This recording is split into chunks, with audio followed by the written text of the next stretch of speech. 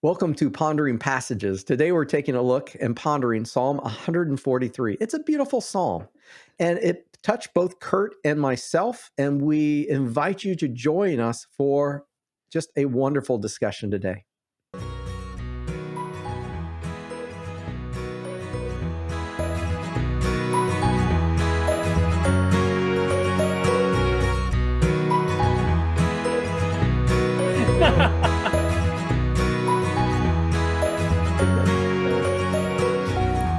Well, welcome to Pondering Passages. We're again looking at Psalm 143, and I'm here with my very good friend, Hey, this is Curt Austin, and that's my really good friend right over there.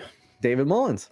And There he I'm so is. glad you decided to, spend some time with us as we take a look at Psalm 143. I loved it. Really? I loved this passage. I read this every day and just there were several days where one of my practices that I'm trying to do is meditate, trying to find mindfulness. And there were 2 days this week specifically where I meditated on this passage, some of the words in the passage, and it was just beautiful. It was it was really reassuring to me as I read through it, as I was able to think about different spots in this, and it really directed my spirit this week. It was fantastic. There is something about this psalm, and it has to do with the fact of what it's missing. What's it missing?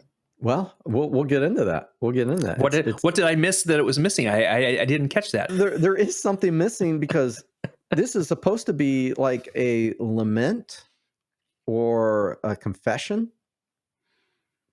But we'll go through it and see if you notice what's missing. And think through all the other psalms that are like this, and that might give you some clues. But it begins with, "Hear my prayer, O Lord, listen to my plea." So we know it is a prayer. He is asking God to answer because he's faithful and righteous. Where was it in the psalm that you really tracked? Well, there were a couple of things about it, but the faithful and righteous is one of the things I meditated on. Just breathing in faithful, breathing out righteous. What does that mean for God to be faithful? And we've talked about this frequently. They have said the unfailing love of God is mentioned multiple times in this passage, and I loved that, especially in juxtaposition against what this writer is experiencing. Yeah. I like that. Yeah, I think the coupling of faithful and righteous, because righteous has to do with justice. It's about doing right. And God, he is the one who determines what is right. And he's also faithful in his love. And this psalmist is on some sort of trial. Well, he says, don't put your servant on trial, right? Well, that's because true. Yeah. no one would be innocent before you. And I think that's kind of reflective back up to the righteous. If I compare my life against God's standard, God's righteousness, I will never, ever be able to stand in that light. Right. My thoughts, my actions, my failure to act, yes, my deliberation, all pales in comparison to what God really does want us to do, how he wants us to live. And that really gives an indication of what's missing here. Uh-oh. See, I'm still not catching it. Well, most of the other Psalms that talk like this talk about this person's innocence. I've been put on trial. I'm innocent. I didn't do it. My actions are righteous. My actions are right. Help your servant because I've been unjustly accused. He never says that he's unjustly accused in this psalm. Interesting. Yeah. And so instead of saying I'm innocent, he says, you know what? Compared to you, no one is innocent. Right. Yeah. I like that. I hadn't thought about that, Dave. And I also think that really then feeds into what will come just a little bit later in a few other verses. I was thinking about waiting until later to kind of bury the lead, so to speak. But it's like, no, you were right there. Yeah. The fact Yeah. that he's looking at God instead of looking at himself as being, hey, I shouldn't be in this situation. He never says that he shouldn't be in this situation. In fact, he Yeah. says, God, compared to you, everyone is Mhm. in this situation. Yeah. I love it. My enemy has chased me. He's knocked me to the ground and forced me to live in darkness like those in the grave. What a visual. I know. Yeah. Yeah. I thought of you and I are both big fans of A Christmas Carol by Charles Dickens. Yes. We both like that. And, and that's kind of where he ends up in the story, right? Is in the darkness. He falls into the grave. He's experiencing that. And I that's what I thought of when I read this, of that, what that would have felt like. Fallen into the grave. Yeah. Well, And what being surrounded, you and I have done enough funerals to know that they're not that dark. And unless you're doing a funeral at night, they're still lit up pretty well. that's true. But we also, if you think of yourself being in a coffin in the grave, Yeah. not a lot of light down there. No. No. And so, here's this guy, he's, it sounds like he's really, spiraling down into some sort of Yeah. depressive state. Yes. Yes. And that's what, let's go on. So I'm losing all hope. I am paralyzed by Yeah. fear. This is this depressive state that I picked up on as I was reading this, that he really does struggle with his emotions in this. I mean, I read not too long ago, someone was saying that depression or anxiety is really a modern day. This is what their take was, that it's a modern day problem, Hmm. kind of a turn of the century or industrial revolution, when the invention of a clock Okay. helped invent this anxiety that we live in, that we're always moving. And I was reading this, I realized that's absolutely false. Yeah, That there's is, that- sundials. Oh, look, the camel's shadow is pointing at 4 o'clock. I think it's the ancient Sumerians that are accredited for getting the whole 60 minute and 60-second whole thing. So, I know that's not a watch, and they probably weren't carrying a sundial around on their arm, but yeah, it seems to me like a lot of folks had pressure for a long time. Well, I was reading this in verse 4, and I'm realizing that this person is actually dealing with depression. Yeah. He's actually dealing with anxiety, paralyzed by fear. Yeah. Right. Yeah. That's anxiety. It is. And I realized there's nothing, that's not a new concept. That in fact, this is part of the human condition. And to jump ahead very far in the story, that's why Jesus came. Oh my gosh, that's not even in this passage. Those who walked in darkness have seen a great light, from Isaiah. Yeah. And so this guy, he's paralyzed with fear. He's lost all hope, but then he remembers. I love it. How many times have we seen that? Then I remembered something, and it made all the difference. I remembered the days of old, and I pondered. That's what we're doing here, Curt. We're pondering. Love it. The psalmist does all your great works, and I think about what you have done. And I'm sorry, I interrupted. No, go ahead. Well, that pondering, and this is the reason you and I do this every week. Yes. Because this pondering for us of the passage also, there are many times, and for those of you who maybe this is your first time, David and I went to seminary together. We've known each other forever. We have old friends, and we're old. When friends. we get old, we're old and we're friends. But we spend about an hour sometimes talking before we even start recording this and getting into this. And we never talk about the passage. We always talk about life. Yeah. We talk about what it's like to be a pastor, what it's like to, be in this time, or our families. We talk about different things. But all of that centers on the great works God is doing in our lives, Dave's life specifically, because God really loves Dave. And so he's doing all kinds of great things. And I think that's really important, that we need to be able to shift away from the I am losing all hope, I am paralyzed by fear, but instead remembering the days where you did great works, God. all that you have done. And it's that taking our eyes off ourselves, shifting it to what it is that God is doing. And Yeah. I think sometimes that's helpful when you're talking to somebody else who can say, yeah, but don't forget, you've got this going on, Yeah. or don't forget this happened.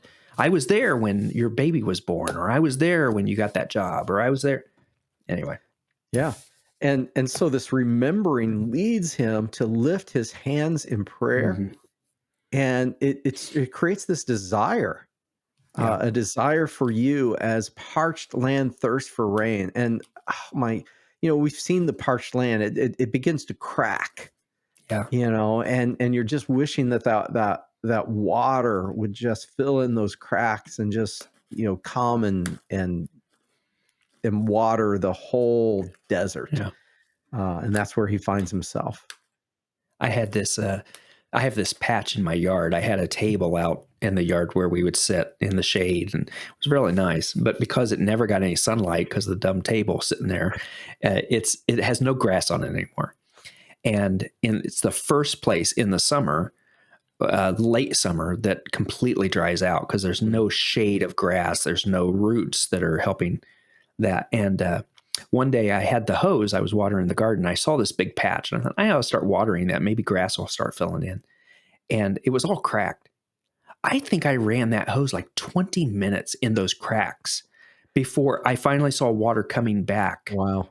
I mean, it was so parched. It was so dry. And my efforts could not bring back the moisture that it needed. It's only when the rain falls, when God's activity is present, that it can actually fully, otherwise my water bill's 5 times the cost because I'm trying to fix this spot. I like the phrase you started there with, it's only God's activity. And I think sometimes we forget that. And I think that's what the psalmist here is remembering. It's God's activity. It's not my own. Yeah. I will do it and it'll be inadequate, but it's God's activity working that's going to quench this thirst and this parched land of my life. Love it. And so he prays, come quickly, Lord, and answer me. And right there, depression, depression deepens. Don't turn away from me or I will die. He understands that, without that water, the rain, everything dies. And that's where he is. Yep. And this next verse I had highlighted. Oh, yeah. Because of the thing each morning. And I think, mornings can be an important time to connect with God. And that's really why it jumped out at me, to hear I of had the his same thing, unfailing Dave. love each morning. Yeah. This was the other thing this is the other passage that I meditated on one of the days, is that unfailing love, the Hesed, and for I am trusting you. Yes. That was a box within a box in my Bible here, because it was like, that's where it starts. God's unfailing love, unfailing means it never fails. It's always present. It's always going on. It's I'm the weak link in the story, and I need to be trusting God. God's going to show me where to walk. Why? Because I give myself to you. I'm trusting you. I'm giving myself to you. God's ready to do all of those things. He is. I loved it. I love this passage. And and so he continues. I wanted to jump back here because he begins with this plea. He's on trial. He's not saying that he is innocent. But he's basically saying, but I'm like everyone else. Or Paul probably gets that all have strayed, and fallen short of God's glory. No one is righteous. And he's basically saying, no one's righteous before you. But then he talks about this enemy causing him to lose hope, paralyzed. And then he remembers, he lifts his hands to God. He asks God to come quickly, he wants to hear of God's love. He wants God to show him where to walk, giving himself to God. And then he says, rescue me. Yeah. Rescue me from my enemies. I run to you to hide. And it is interesting that in verse 8, he says, "Let me hear of your unfailing love each morning, for I'm trusting you. Show me where to walk, for I give myself to you." And then in verse 10, he's like, "Teach me to do your will." I love it. I just Yeah. love it. Yeah. You could use this. Well, matter of fact, I probably will. I mean, I started reading this on January 1st, 2022, and this is probably going to be my passage for the year. Ooh. I think I'm going to this has so much rich Yeah. material of, I mean, you could just spend a whole week meditating on teach me to do your will, for Yeah. you are my And God. and I guess, Wow. it comes back to the fact that he doesn't say that he is innocent. He basically says, we're all in the same boat. We've all fallen short. Yeah. And this is a prayer from someone who knows, Yeah. that he fails. It's not one of these psalmists that say, "I didn't do anything, I'm Yep. innocent Yep. and I am being mistreated." He's basically saying, teach me to do your Yeah. will. Yeah. You are my God. Oh, I May your love it. gracious spirit lead me Yahweh. forward on firm footing. And verse 11, for the glory of your name. At this point, it's not about him. Mm-mm. It is kind of, but it's really for a greater purpose. It's for the glory of God that he's asking to preserve his life. And I think that is something that sometimes we miss, that really our lives are to be an instrument for God's glory. The glory of your name. And we get distracted, right? Verse 11, bring me out of this distress. Yeah. We get distracted by the distress. We get distracted by the enemies. We get distracted by Yeah. the depression, or the loss of hope, or the paralysis in fear. Those things often become our default state. Yeah. I'm not sure what to say about verse 12, because all of a sudden it's like, in your unfailing love, silence all my enemies. All right. Destroy all my foes, for I'm your servant. Well, I think you always get back to this. But I think based on this passage, who is our worst enemy? We are, right? My foes, silence all my enemies, are those voices in my head. Yeah.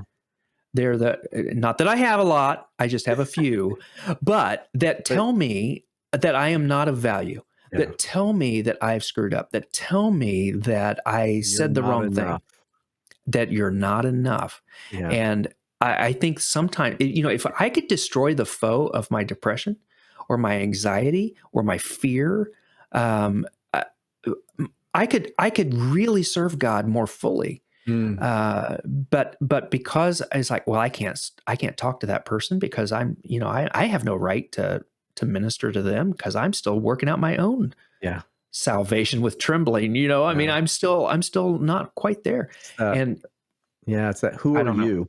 Who are you? Who are you to say Who anything? do you think you are? Just look at you. You're a mess. Someone called me hot the other day. No, you can't use that. That's all over the internet. Oh, it is. See, yes, I that much. I used it with my kids, and they just all shook their head. Yeah. Yeah. Well, they said hot mess, just for those that haven't heard it. Just for those that haven't heard it.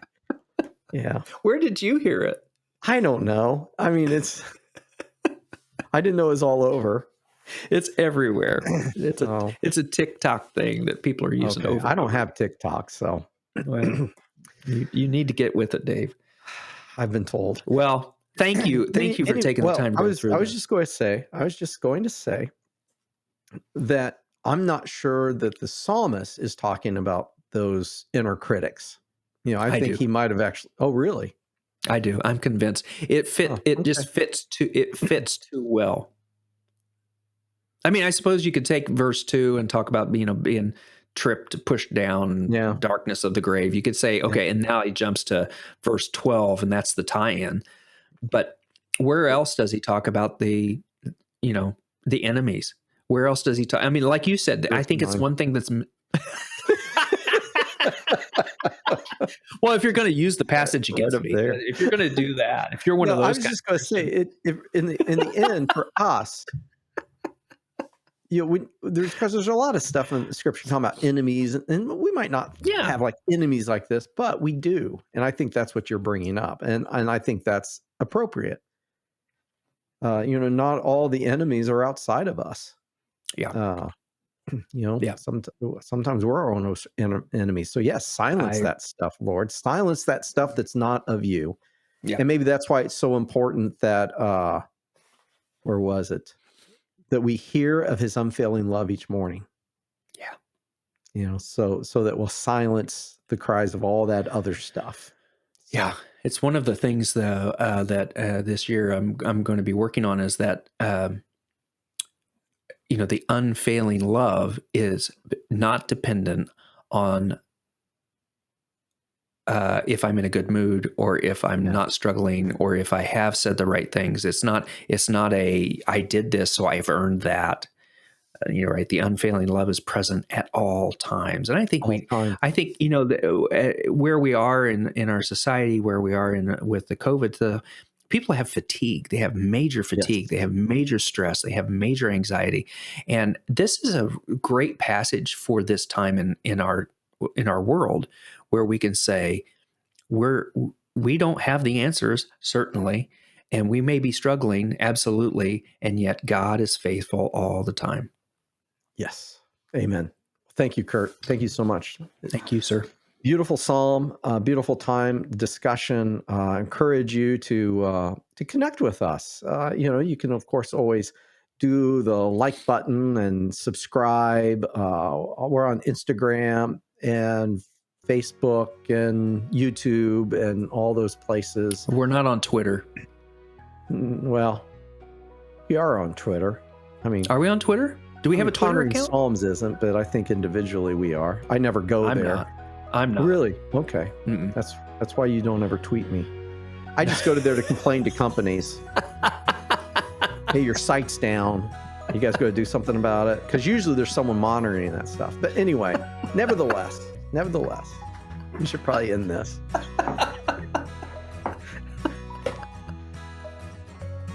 So it's been great being with you, Curt. I'm so glad we did this. Everyone else, have a blessed day, blessed week, and hope you join us soon. Yes. God bless.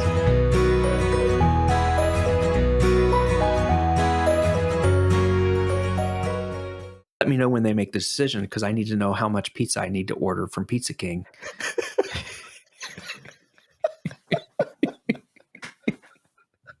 Did you really send that?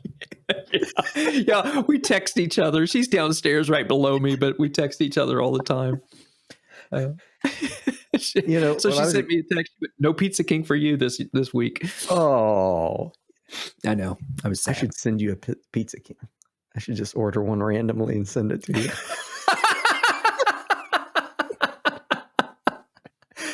Ding dong, Pizza King. Your order is here, sir. What? I love Pizza King. Welcome to Pondering Passages. We're going to be pondering Psalm 143. It is a beautiful psalm. You were doing so well. That was really good. Beautiful psalm. What's a psalm? I thought you were going to say zombie. No. Welcome to Pondering Passages. We're pondering Psalm 134 today. It is a beautiful psalm. Nope. What? 143, not 134. I said 134? You said 134. Oh my gosh. Take 3. Welcome to Pondering Passages. Today we're pondering Psalm 143. It is a beautiful psalm, and it really touched both Curt and myself. And we join. Oh my gosh. All right. Here we go. Thankful for God's unfailing love. Yes. Take 4.